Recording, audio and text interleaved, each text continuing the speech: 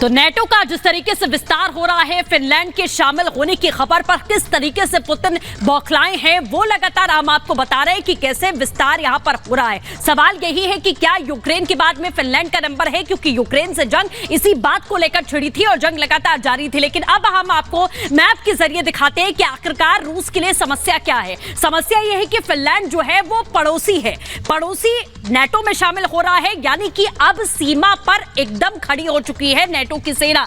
1092 kilometre का distance है Moscow और फिनलैंड में, ये आपको बता रहे हैं। रूस की राजधानी मॉस्को और फिनलैंड में 1092 किलोमीटर का मात्र इतना डिफरेंस है। ये जानकारी आपको दे दें और इसी यही वजह है कि विस्तार से इस समय रूस बौखलाया है। अगली बड़ी खबर के लिए रुक करते हैं मानिका।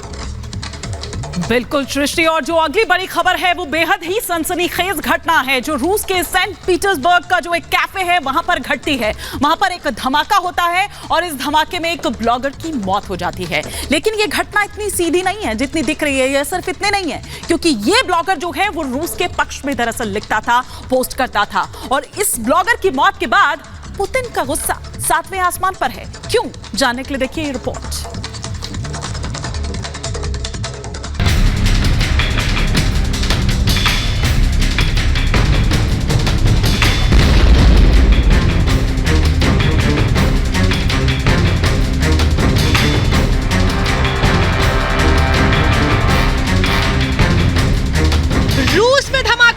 किसकी साजिश?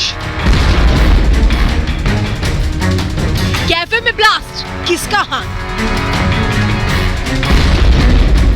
रूसी ब्लॉगर की मौत, आतंक की घटना।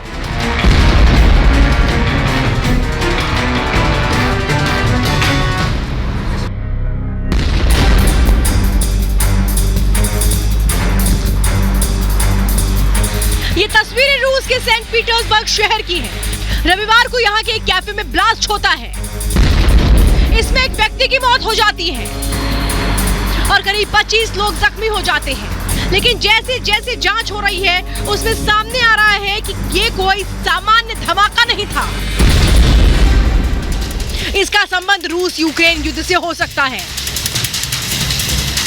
क्योंकि जिसकी मौत हुई है वो कोई साधारण व्यक्ति नहीं था। ये तस्वीरें उस शख्स की है जिसकी इस धमाके में मौत हो गई। इसका नाम व्लादिमीर तातार्स्की है। आपको बताते हैं तातार्स्की कौन था। तातार्स्की रूस का एक जाना माना ब्लॉगर था। तातार्स्की रूसी मिलिट्री और मीडिया ब्लॉगर था। रूस यूक्रेन युद्ध में भी वो काफी सक्रिय था। तातार्स्की के टेलीग्राम चैनल पर 5 लाख से ज्यादा फॉलोअर्स थे। व्लादिमीर तातार्स्की का जन्म डोनबास इलाके में हुआ था। उसका असली नाम मैक्सिम फोमिना था।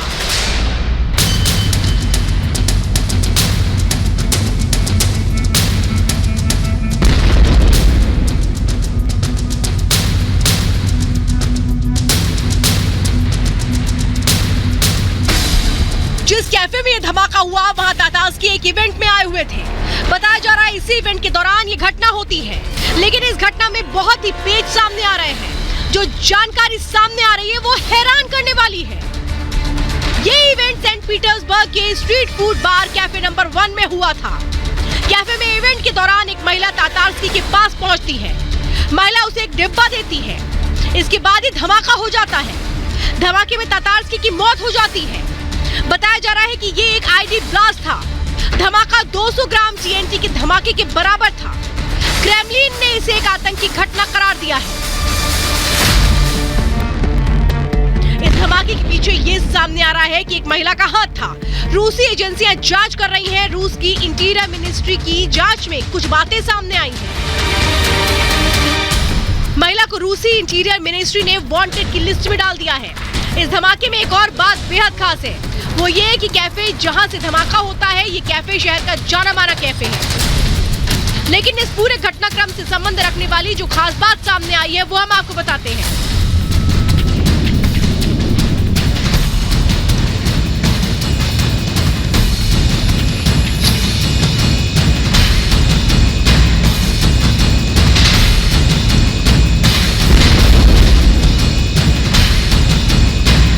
ये धमाका जिस कैफे में हुआ उसका संबंध वैगनर आर्मी से है।